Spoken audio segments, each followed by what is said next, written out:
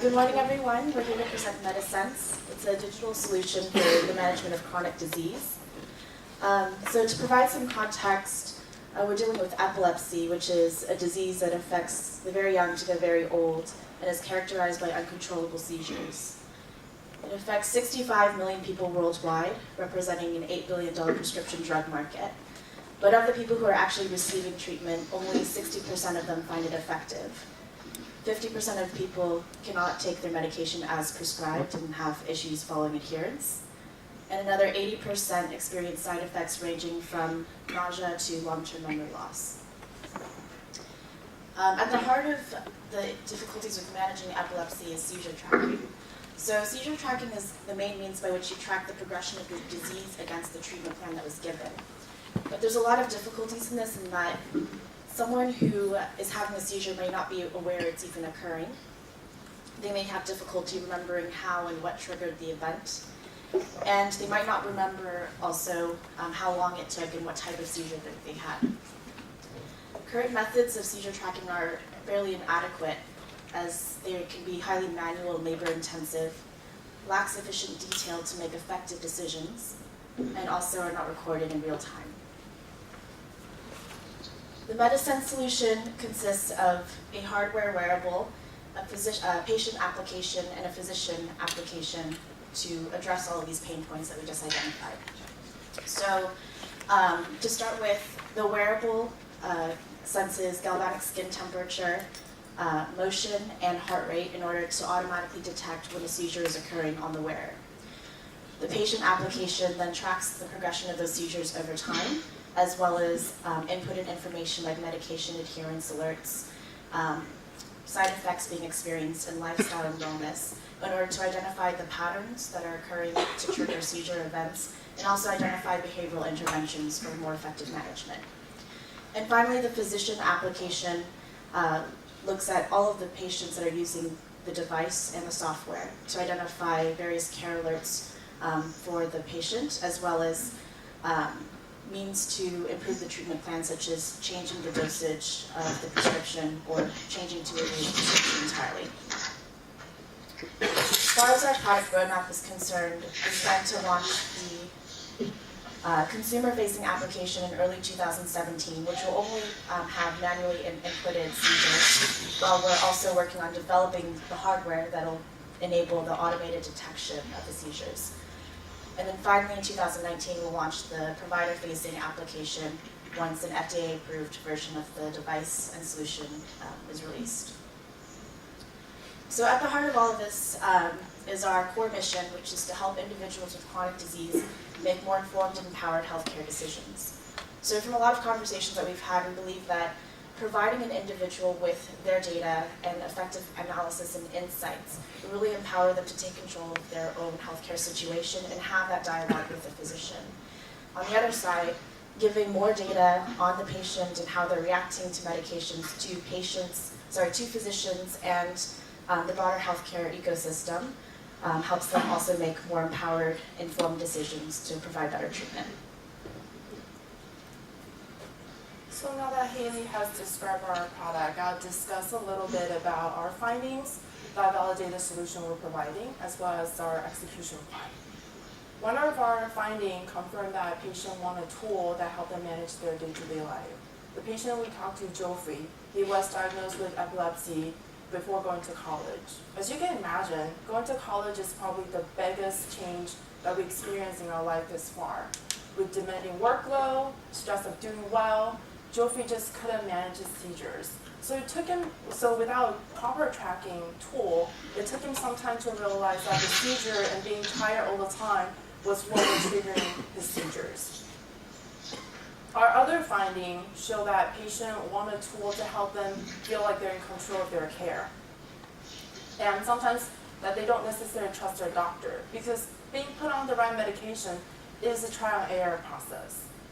In addition, we also talked to several physicians, and they all tell us that they want to have a wider information about medication choices, side effects, as well as patient behavior, so that they can make a more informed decision when prescribing a new medication.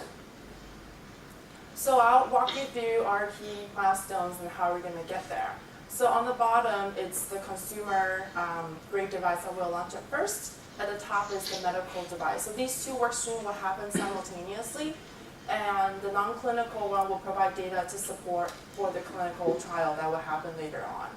So currently, we are testing our hypothesis by interviewing patients and physicians to define our product offerings. In early 2017, we're launching an app and to track, so for lifestyle management as well as tracking the seizure itself. So there's two rationale behind this. First, we want to use this as an opportunity to further define our process for go-to-market strategy. And the second rationale is it will help us gain traction, which we'll then use to launch a consumer-grade device that will happen in mid-2017. And by end of 2017, we will have enough data to publish a paper in an epilepsy journal, and that will help us gain the backing of scientific and medical communities. So on the clinical front, our objective for 2017 is to confirm partnership with Research Institute, so we can start the clinical trials. And by end of 2017, early 2018, we will have enough data to make a decision if that was the right time to go forward in clinical trials. 2019, we'll get FDA approval, as well as launching a medical grade device. And end of 2019, we'll compile all the clinical results that we have and publish another paper for marketing, as well as to be there with our medical partners. So how are we going to make money? Our business model essentially focuses on 3 revenue streams that are in line with the current industry pricing. So first, the patients who will be buying the wearable devices. Second, the providers and payers who will want to improve the customer care. And lastly, the pharma and CRO companies who are willing to pay for the data insight reports. On the right side, you can see our projected revenues, and you can see that initially we are selling the devices to the end consumers, so the majority of the revenue will come from the device sale. But as soon as we are launching the B2B platform, our revenue model will shift from B2C to B2B, and in the long run, our revenue will mainly come from subscriptions from providers and payers. When you look at the profits, you can see that in the first 2 years, we are not making tons of profits because we are investing in the platforms and developing the algorithm, as well as doing the trials. But as we are already selling the devices to the end consumers in the second year, we are able to generate profit in 2018. And as soon as we are launching the B2B platform, our profits will increase significantly, and therefore we will be able to break even in 2019. We will be raising funding by the end of the year, around $600K US, which will give us a runway until the end of 2017, and will enable us to work on the platform and do the trials. So where are we currently, and what are our next steps? We will be launching in the US as our target market, but eventually we are planning to scale this worldwide. We are developing the hardware. We are in contact with partners who will be able to provide us with the sensors at a pretty low cost, as well as with a fab lab that will enable us to make the prototype. Further, we are conducting patient and doctor interviews, and during the summer we will be talking to physicians and potential patients at NUS in Singapore to develop the user cases. So by the end of the summer we will be able to create an optimal user experience for the application. Further, we are establishing first clinical relationships for the trial. So this is our current team. We still need to hire a CTO in the beginning of 2017, as soon as we are ready to start building the software. Enabled to achieve all of this, we will be working with our partners, and we're backed up with a couple of advisors who can give us expertise in the area of technology, clinical, as well as digital health startups, and are willing to support us on our journey. Thank you.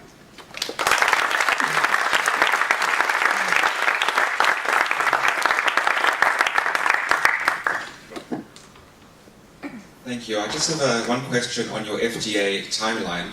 It seems to be 1 to 2 years, depending on how I read the chart. I'm no expert on FDA medtech approvals, but this seems quite short. Is this in line with what other medical device FDA approval timelines normally run? There's actually a really wide range of timeline as well as expenses. And as you probably know that digital health is a really new area and there's no defined guidelines. And if you really look at the market, there's no medtech in the digital space that's currently FDA approved.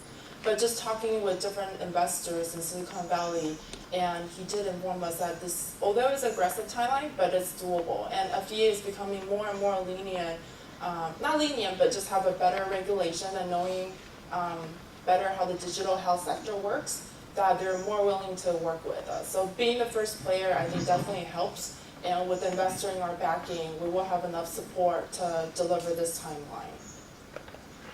Question in front of one. Don't you think your execution is very slow? If you look at your competitive landscape, what we have in the presentation, there are a few of them have already FDA cleared. So if you go with the timeline you have, it seems to be very slow moving. So actually there's no epileptic solution that's FDA cleared. The one that is a heart rate monitoring solution only for arrhythmia. So currently I don't think we're very far behind. The other thing is that the ones who are currently doing clinical studies, so they're looking to eventually get FDA approval, are very much focused on the clinical piece only. I think the thing that we also provide is the lifestyle and behavior management, which often is a key piece that is missed by the clinical community, unfortunately, because we tend, in the clinical community, you tend to look at your patients as numbers and data, when actually when you talk to people, you realize that they're individuals and they are managing this on a day-to-day basis. And just just adding on to Hailey's point, so you see that's FDA clear, but that doesn't mean that they ran a clinical trial. They didn't. And so if you look at the FDA paper that they got, it's actually saying that, yeah, you're cleared, but we may come back later on and ask you for a clinical trial. So our timeline is actually pretty in line, and I think we have an advantage for seeking that FDA approval for our device. Is there anything in your plan regarding trying to protect your idea? Can you get a patent for this, or is it already done? Yeah, so we would file for IP around the algorithm that would be detecting, and of course also patent the device itself when it's developed. Front of one. So why do you think you will be successful when some of the large companies have failed in electronic medical data management? Digital health is still not taking off. So what is one key thing you will tell that you will be successful in the whole market? So I think why we'll be successful is because we're going bottoms up instead of top down. So if you're creating demand from the patients and the individuals, that's when your physicians and your payers start seeing, okay, all of our patients are using this, why don't we also start using it as well? I think the difficulty in approaching it with the top down, like starting with the providers first, is that it's so difficult to get time with them and to understand how their workflow is, and also the long cycles to sell to them as well. So if you create demand from the bottom up, I think we'll be more successful. It's a different approach that not as many digital companies take. We have 1 minute for a quick question. Quickly. Yeah. Just a quick question following up on the IP. It seems that the technology solution is not coming from within your core group, but you're actually outsourcing it to a third-party technology provider. So are you able to get the IP on that product, or will they own, given that they've done all the research and they do medical digital technology, will they own the IP and will you be licensing it from them? So when you see the components of the device, like the sensors, that will be outsourced, but it's currently done that way by a lot of devices, like they use white label sensor technology. Our IP will be the algorithm and the data itself. And so I think we will have to discuss with our clinical partners, how we manage the ownership of that data, because the clinical partners will probably want to use it more for research and publication purposes, while we'll want to commercialize. All right, thank you.